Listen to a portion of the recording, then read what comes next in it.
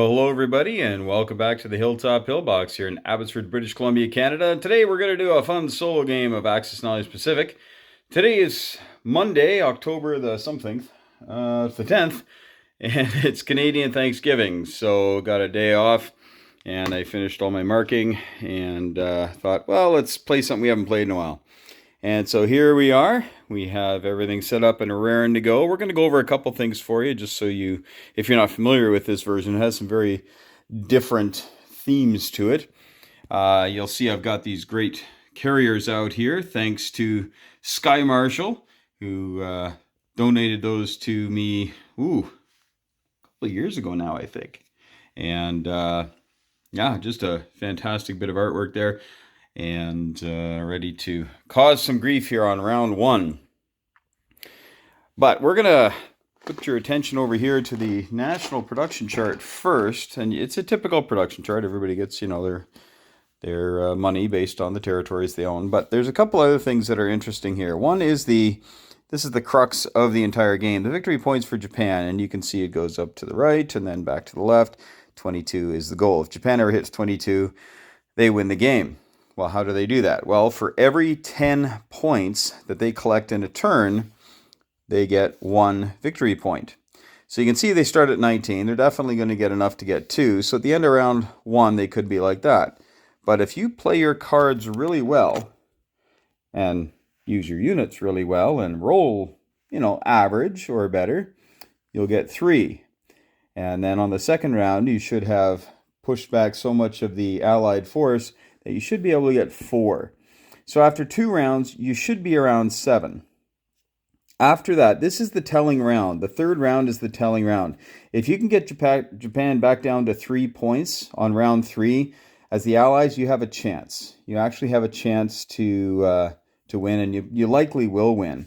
But if Japan gets 4 again, now it's going to be difficult. It's going to be very difficult, because now for the next couple of turns, if they get 4 that turn and they get 4 the next turn, they only need to get 3, and even 1 will win the game for them, right? So you can get them right down to like 10 or 11 IPCs and they'll still win the game. So you really, right around when they turn the corner here, if they end up on 11 or 10, that's a pretty telling moment in the game. So you have to try to stop them. And it's very difficult in this game. China is the only group that has been at war with them. But everybody else, when the Japanese attack, it's a surprise attack. And so there's a huge deficit. All the defenders are going to be rolling at a 1 on the first turn versus the Japanese. So they basically get shredded pretty badly. The Japanese will go out and expend everything they possibly can in order to kill as much as they possibly can, because everything they kill, of course, needs to be rebuilt. Now, in many games, America's on the sidelines, but in this game, they're in the war right off the bat, and they're making 75. Likely going to drop down to 72. Philippines is a very important target for the Japanese to take, and that $3 might not seem like a lot, but for some reason, it can add up to that. Plus, there's some juicy convoy zones here for the Americans. And beyond that, there are also convoy zones all around the board here, okay, that generate money. They generate $12. There's the big ones out here, 5, and then you got 4 and 3. And those generate money for the Allies, India and Australia, which are played by the same color of units, the Commonwealth units. And at the beginning of the game, you even get $12, and you can decide who to send it to. You can split it up. You can go 1 and 11. You can go 6 and 6. You can go 12 and 0. However you want to split that up.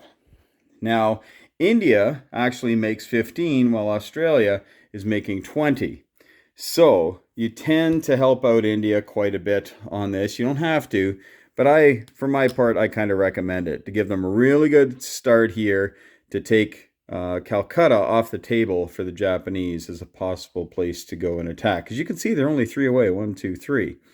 And they've got transports galore, they've got ships galore. All these boats are going to be dead. Like all the boats you see are going to be dead. These will all be dead. And then you have to, realize that the Japanese are going to be here on round 1 and here on round 2 well, you need to make sure that you can beef up Calcutta, because we've got 1 transport, 2 transport, 3, 4, 5, 6, 7, 8, 9, 10, 11, 12 transports on the board for the Japanese. And if they want to take Calcutta, they can certainly head over and do that. Now, the thing with Japan, though, is they really need money. They really need money. They're not making a lot, and they're going to be having to replace things quite a bit. As far as China is concerned, you got your Flying Tigers in there, of course. The factory is just really for show. We put it in there because it's on the chart, but it's really just for show, because all they can build is men, really. They produce 1 infantry per the territories that have an IPP value, IPC value, 1, 2, and then they get 1 for the Burma Road, as long as that's open. So they can place 3 units per turn. So what you do sometimes with Japan is you cut up into Yunnan, cut the Burma Road, and then directly threaten Szechuan. Now what that does is it gives the British a reprieve in India. So these are the choices you make. That's what makes this a really good game. You can choose to just go haywire and do everything you possibly can, hit everything you possibly can, and hopefully sink everything. Or you can hit a few things and then turtle as Japan, because you definitely have more equipment on the board than anybody else, as you can see, especially in boats, right? Tons more stuff. The way that you stop Japan from winning, though, is obviously you want to keep the money islands out of their hands. You can see we've got, if they take these 3, that's an IPP right there. Malaya, or not IPP, pardon me, a victory point. Malaya's worth 4, right? Hong Kong's worth 2. Philippines is worth 3 right there. It's almost another victory point, right? So you take Celebes. So right in here, you've got 2 victory points per turn that they'll get. Add another one, and then add it to their original 19. You can see where this goes, right? They can get a lot of points fairly quickly. So what the Americans have to do, and you have a couple of choices. You can either try to actually assault the Japanese mainland.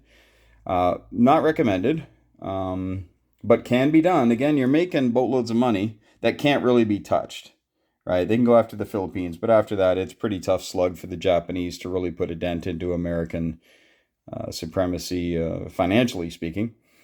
So the Americans tend to build up a big bomber fleet, get it out here, and try to bomb Japan into the Stone Age. And it's a typical thing, but you do have interceptors, right? So the Japanese can keep fighters at home, do interception, they get their AA guns. But for every bomber that gets through, it rolls a D6, and then you add it up, and for every 10 damage that you do, you actually remove a victory point from the Japanese. And when that starts happening, if you start removing a victory point every round, and the Japanese are making 2 or making 3, and now they're only making 2, or 2 and they're only making 1 because you're bombing them, that usually will spell the end of Japan. But usually it comes down to, well, I don't know. The games I've played, typically Japan wins going away, because they get lucky with their dice against the bombers. And the bombers might inflict 9 damage, right? And then you don't lose any you don't lose any victory points as Japan. So that's my experience many times. One other thing we're going to mention here is we've got air bases and naval bases. You see, New Britain is actually a fairly important chunk of real estate. Air bases are used for, obviously, aircraft on combat maneuvers. So when they fly out, you don't count the C zone next to this. So, for instance, we have one here, and we have one in San Diego. I haven't even counted this out to see if it'll work. Typically, you'd go 1, 2, 3, 4, 5, 6 to get your fighter there. But because you don't count the C zone, you just fly from here as 1, 2, 3. You don't count the C zone, 4. All right, so you can actually fly from San Diego to New Britain. And so that really opens things up. The naval bases will make all the ships go 3 instead of 2. But that's only in non-combat movements. So that really hurts the Americans quite a bit, because if they're going to build up a fleet to go and take out the Japanese homeland, That's difficult to do because you can't combat maneuver into it. You got to get within 2 and then attack it. So you need to get here to wake in force. And then as soon as you move in there, you see we got some kamikaze action. And that comes back over to here. And there are 6 kamikaze options. And that's just you roll the dice. And actually, I haven't looked at that for a while. I believe it's a 2 or less. And you can sink a boat or damage a battleship, I guess. All right. Well, that's pretty much it, folks. We're going to do round 1 here. We'll keep a dead pool going for you so you can see all the lives and the equipment that's going to head to the bottom of the Pacific thanks to the Japanese sneak attack. The Chinese are ready for it, though. They're going to be rolling at 2 instead of 1. See if that makes a difference. Coming up, here comes the rising sun. All right, round 2 is about to begin, and this is what things look like right now. You can see the Japanese had some decent success knocking down the Allied players on all fronts and are up at 34. They were actually up at 38 this round, and so we're able to capture 3 victory points on the first round. How did they lose the 4? Well, Malaya was taken back with a lone artillery, which has allowed kind of slows the Japanese down a little bit. Like most Axis and Allies style games and HBG games, World War II Pacific Theater, anytime you can make the Japanese retake territory, that's a win. So I thought I would do that. The Japanese did actually get control of the Burma Road and had 5 units there. And they each took 1 hit on the first round, and on the second round, the British got 4 hits, and the Japanese only got 2. So they had their fighter came in, and so they ended up with 2 artillery left. So the Chinese were able to place 3 new units. And unlike most games where you can put Chinese units wherever, you have to put them where the industrial complex is. So the Chinese have decided to circle the wagons, as it were. The extra money went to India again because they made good use of it. Now, India can only produce 5 units at a turn because that's what their IPC count is for the territory. And we placed everything in there. The Japanese had a pretty good opening round. There's no denying it. But they did take some losses, some unexpected losses, as we look here at the eastern side of the Pacific. The Americans just built 2 battleships and a carrier. It's important to get the heavy steel into the Pacific early. If you don't, then the Japanese will be able to pick you off. So you've got to come out, as Sun Tzu says, hit with a fist instead of separate fingers. So we're going to have to make a very large battle group here and go. But you can see that the Japanese carriers are gone. We're going to come down here and take a look at the deaths here. So the Chinese lost 7 infantry this turn and placed 3, so they're down 4. Americans lost all this stuff here. They lost 2 battle wagons, a carrier, 4 fighters, handful of subs and destroyers. The British typically lose ground units and followed suit on that. But the Japanese lost quite a bit of stuff this turn. And a lot of it was on their attack. The Allies rolled quite well, got a lot of 1s, and killed a lot of things. So they lost their 3 carriers, lost all 6 planes. I just have one of the other magnetized planes out there right now. But that was pretty bad for Japan. They collected 38, and they had saved a couple. So they have $40 to spend. The other thing you may not know about this game is it's kind of old school with the prices. Battleships are 24, carriers are 18, destroyers are 12, but destroyers also attack and defend at a 3, very similar to Axis and Allies Europe. And Revised, I believe, has the same stats. And transports defend at a 1, so a lone transport can still shoot back. So it's also the last one taken, though. The Japanese may also use destroyers to move 1 infantry. 1 destroyer can move 1 infantry in a combat move. So that's something the Allied player has to be cognizant of. So even if you kill the Japanese transports, they typically have a lot of destroyers littered around that they can cause some grief with. Now the Japanese have already lost a couple of destroyers, but they've got a few left. So I think they have 4 left on the board. All right, so that is it. So 3 points for the Japanese on round 1. It's a good start. It's typically what you want. Losing Malaya is not fun, but they should be able to dispatch this fleet this turn. And then they'll have free reign of the Western Pacific / Indian Ocean. But the Americans then are going to have to gird up their loins and head into battle. It'll be a sight to behold. Round 2 coming up. All right, round 2 is done, and it's been a bloodbath. And we'll show you in just a moment. You see the Japanese do have 40 points, or 40 IPP, which means they're going to get another 4 points this next round at least. So, but it's not all bad news for the Allies. We'll show you. So the Japanese are indeed up to 7 after round 2, and they'll be at 11 at the end of round 3. But we're going to show you what's going on here, because it's not all doom and gloom. The Allies, of course, are down on their money. But over here, we're going to take a look. You can see all the Japanese ships are gone. Yes, they had brought a battleship and some destroyers and whatnot, and they took New Britain because this is prime real estate, and they took it. But then their equipment was a little exposed. I thought they'd shoot a little better.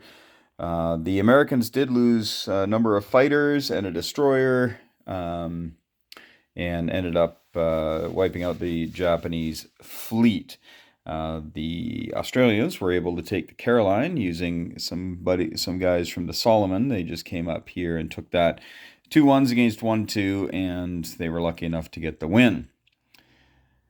The Japanese, though, were able to absolutely annihilate any of the Allied units over here, so they're all done.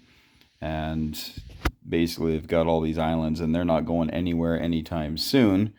We do have a little bit of a transport fleet here, but they simply can't get there for 2 rounds. That's just all there is to it, and neither can the Americans. The Americans are going to be unable to take anything away from the Japanese for at least 2 rounds. So, the task will fall to the group from India, as they can put some pressure here on Siam. They have 3 tanks in range, as well as 2 artillery and a fighter, so they can hit Siam or French Indochina with some decent force if the Japanese leave them alone here, which I don't think I will. I think I'm going to have to kill those 2 things and sacrifice a stack of infantry doing it, but hold on to those 4 points for 2 more rounds. So that's what you have to do when you play this game. You got to be pretty forward thinking. And how often can you collect 4 points?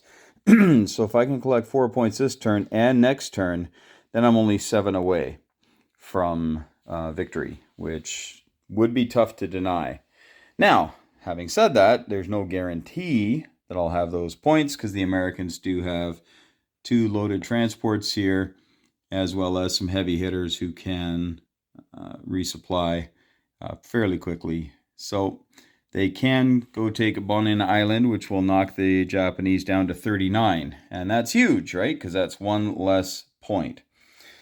Knowing that, the Japanese may come down here and sacrifice just to get 1 point here. So you can see what goes on. It's just a back and forth. And essentially, as the Japanese, you try to capture 4 points as many times as you can. And, well, hopefully don't get bombed into the Stone Age. The Americans didn't build any bombers this turn, but next turn it's going to be probably all bombers. Had to build some more surface vessels just to hold on, because there is a lot of Japanese air power and still a couple of battleships and some destroyers.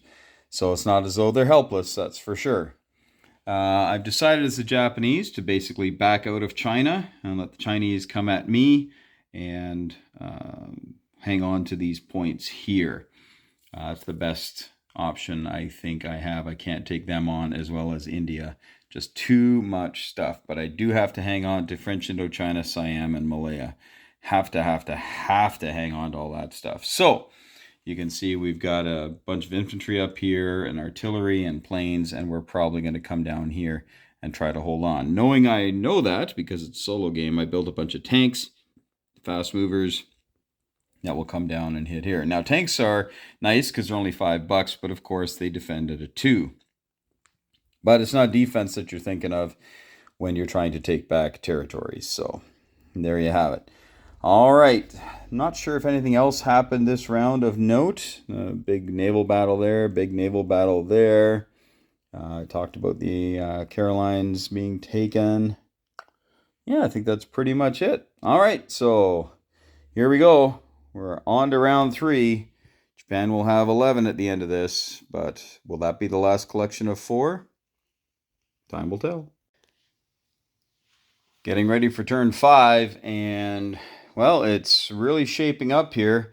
Japan actually has an opportunity to make 4 points this turn, and that would put them into 19, and that would probably seal the game. I don't think we'd be able to do enough damage quickly enough to knock them out of contention. But we're going to take a look here at what we're talking about. You can see the Japanese came down here and took care of the Aussie fleet and got no damage.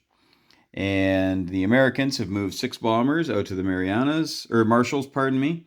And they have another 5 bombers on the way. So that would be 11 bombers. If they can get through this maze of fighters and survive the anti-aircraft, then they might have a shot at taking out some victory points. The Australians had a horrible, horrible round, I'm here to tell you. Flew a plane from here to take out these 2, and the plane got shot down and didn't kill anything. Brought the newly minted bomber and 1 man from Northern Territory into Western Australia, and we got 1 hit, and they got 2 on the first round and knocked out the bomber. So that's pretty sad. That's not a good way to fight a war. And the Japanese now have an opportunity to get back 5 points. So here is the opportunity. They can go here with a tank and then up into here with this guy. All right, so they can do that, and the planes can come and do that. So they're definitely going to get that. Well, I shouldn't say definitely, because these planes might have something else they have to do this turn. We'll see. They might be needed elsewhere, because if they do come over here, let's see, 1, 2, the farthest they can get is there, and they might be needed back there in Japan. So, I think a tank and a man might be able to take that. We'll see. And up here, we've got an empty French Indochina. So we can just take guys from Hong Kong, land them there, and we're done. So that would be 5 points, and that would give the Japanese 4 victory points, and that would probably seal the deal.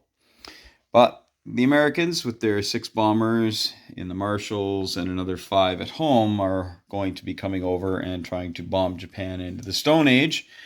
Not sure if that's going to be enough and fast enough. Chinese are doing their thing. They're putting pressure on Manchuria and Shantung and Hong Kong. So the Japanese, who have put no money into China this game, really, are likely going to be losing quite a bit here. They're already down 5 there. They could be down another 5 or 7. And now that India has a couple of transports, there's more on the chopping block. So Singapore is likely going to fall this round as well. You can see a large contingent of armor ready to do its thing. That's pretty much it. Really bad round for Australia, though. Really, really bad. So India is going to have to try to rescue them, and the American bombers are going to have to try to do their shtick. It's going to be difficult, though, because they need to get to Marianas and hold it. So this might, well, let's see here. We can go 1, 2, 3, 4, 5, 6. Yeah, so they can't fly from the Marshalls and bomb. They got to get to the Marianas. And I think it might be a little too late then, because Japan is definitely going to come here, load up Marianas. Yeah, I think the game might be over. I think it might be over. But we don't know yet. We don't know. But if Japan gets 4 this turn, they only need 3 to win. And they likely will get it. All right, so it might be a rather non-dramatic ending to this. It's been a great game, actually. We'll see what we see on turn 5. Getting ready for turn 5, and, well, it's really shaping up here. Japan actually has an opportunity to make 4 points this turn, and that would put them into 19, and that would probably seal the game. I don't think we'd be able to do enough damage quickly enough to knock them out of contention. But we're going to take a look here at what we're talking about. You can see the Japanese came down here and took care of the Aussie fleet and got no damage. And the Americans have moved 6 bombers out to the Marianas, or Marshalls, pardon me. And they have another 5 bombers on the way. So that would be 11 bombers. If they can get through this maze of fighters and survive the anti-aircraft, then they might have a shot at taking out some victory points. The Australians had a horrible, horrible round, I'm here to tell you. Flew a plane from here to take out these 2, and the plane got shot down and didn't kill anything.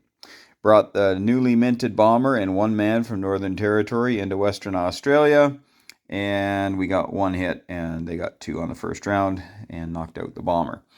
So that's pretty sad. That's not a good way to fight a war, and the Japanese now have an opportunity to get back 5 points. So here is the opportunity. They can go here with a tank and then up into here with this guy.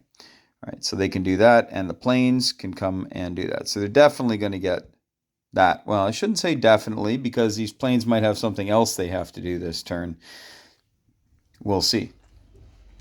They might be needed elsewhere, because if they do come over here, let's see, 1, 2, the farthest they can get is there, and they might be needed back there in Japan. So, I think a tank and a man might be able to take that. We'll see. And up here, we've got an empty French Indochina. So we can just take guys from Hong Kong, land them there, and we're done. So that would be 5 points, and that would give the Japanese 4 victory points, and that would probably seal the deal. But the Americans, with their 6 bombers in the Marshalls and another 5 at home, are going to be coming over and trying to bomb Japan into the Stone Age. Not sure if that's going to be enough and fast enough. Chinese are doing their thing. They're putting pressure on Manchuria and Shantung and Hong Kong. So the Japanese, who have put no money into China this game, really, are likely going to be losing quite a bit here. They're already down 5 there. They could be down another 5 or 7. And now that India has a couple of transports, there's more on the chopping block. So Singapore is likely going to fall this round as well. You can see a large contingent of armor ready to do its thing. That's pretty much it. Really bad round for Australia, though. Really, really bad. So India is going to have to try to rescue them, and the American bombers are going to have to try to do their shtick. It's going to be difficult, though, because they need to get to Marianas and hold it.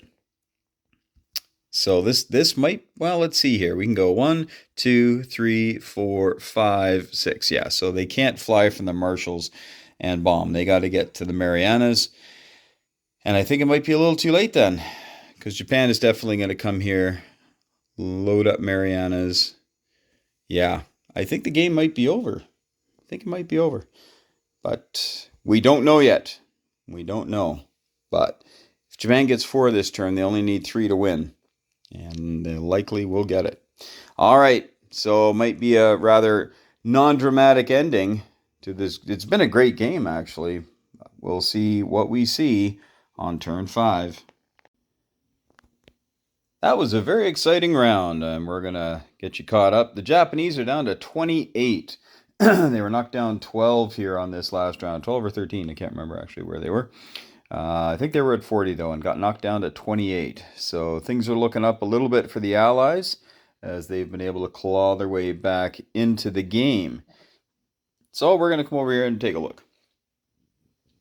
More bombers, and some bombers there. And the Americans have been able to land here and dislodge. There were 2 infantry brought in and 2 destroyers covering. And the Americans were able to dislodge the Japanese. Now, the Japanese could possibly take it back. In fact, they have to take it back this round, or they are in danger of losing this game. They do have a couple of other options, but they're not what you would say highly likely to work. They have a shot at taking French Indochina where 3, that would get them 3 points, and that would win them the game if they can get them all this round. They have to come down here with both transports, and all they have is infantry. They have nothing else they can put on, but they also have 3 bombers that can go 1, 2, 3, 4, 5, 6, and they've got 2 fighters that can make it. These other fighters cannot make it because it's too far away. So they can get the 3. That would get them 3 points and win them the game this turn. So that's probably what we're going to attempt to do. Had a big battle here against the Chinese, and were able to take out 8 Chinese troops and suffered a few losses as well, but it was worth it to take the pressure off Manchuria and Shantung. Over here in the south, the Indians continue to rampage across. We're able to take all of the territory they set out to take, French Indochina and Malaysia and Siam? Siam, yes. Sumatra was also scooped by 1 infantry, and that's pretty much it. They also, the Japanese were successful in taking that, didn't take any losses, but now they find themselves surrounded. Their best shot, I guess, at getting those points would be to take these guys into Queensland, because if they can kill those 2 guys, that would give them 2 points. That would be enough to win the game. So that's probably what we're going to try, and then the other last-ditch effort will be there. I don't hold out a lot of hope for that succeeding, though.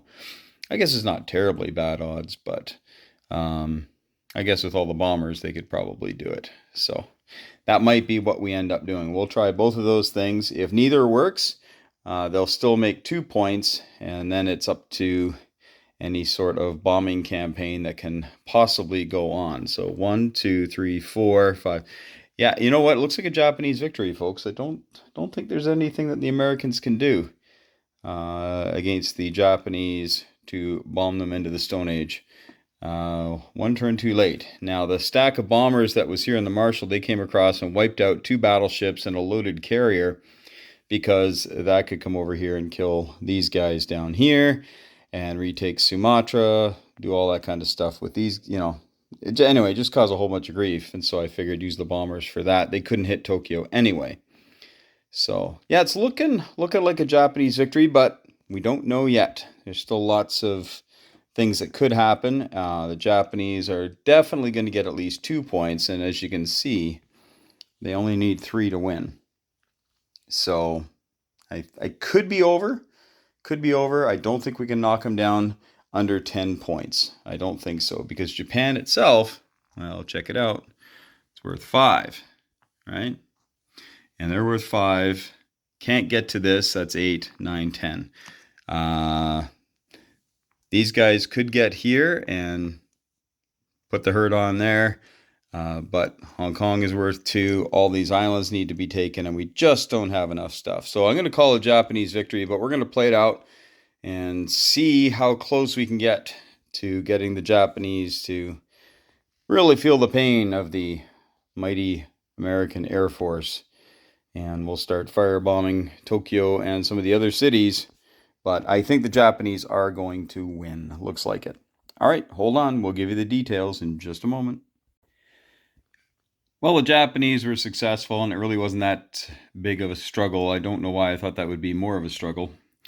And had it been a 2-player game, I probably would have seen that and would have bulked it up a little bit more to prevent any sort of incursion. But it is what it is. And down here, because I like to give you some real-time stuff going on here, we're going to have a real-time battle. So we've got a 1 and a 3. The white is the 1, the blue is the 3, versus 2 reds. We can roll them all at the same time. We'll see if Queensland falls as well. Oh! Now the Australians have a good round of rolling. All right, well, we'll put that onto the Japanese dead pool here.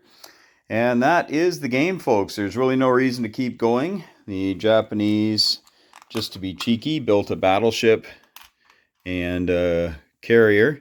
The bombers are going to fly back home. These 2 fighters are going to fly back to Hong Kong. These guys will probably retreat Probably to Shantung actually, and all these fighters can load up into Hong Kong because the British have a stack of 4 tanks coming, and we'll hang on to Hong Kong just because we can. That's the game though, folks. That's it. Whew, little voice crack there. So exciting. So the Japanese are going to win the game. Now, I know that on the American turn, if they bombed, they could lose points and all that. But the Americans are unable to bomb Japan this turn. It would have to be next. And by doing this, had this failed, then the Americans would be able to land the bombers here. And that's 1, 2, 3, 4, 5, 6. And they can land back here in Tinian, here in the, what's it called, Marianas. And that would likely extend the game quite a bit, and we would just ferry over more and more and more bombers and try to kind of take a little bit here and there. These guys here aren't going to be doing anything.